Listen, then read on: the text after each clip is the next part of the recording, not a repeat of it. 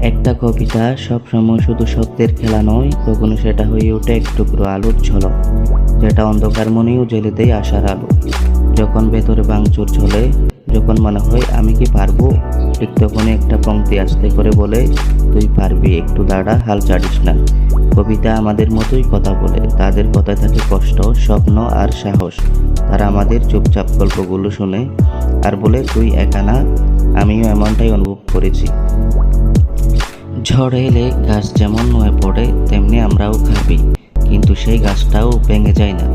এটাই শেখায় কবিতা, ভাঙা মানেই শেষ নয়, থেমে যাওয়া মানেই হার নয়।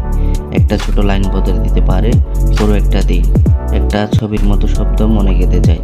ফুল ফুটে ঝড়ে, আলো আসে আধার পেরিয়ে। তাই যখন খুব একা লাগবে, যখন মনে হবে সব কিছু থেমে গেছে, তখন একটা কবিতা পড়ে নিও। দেখবে শব্দেরা তোমার পাশে দাঁড়িয়ে আছে, নীরব সাহস দিচ্ছে, বলছে চলো আবার শুরু করি।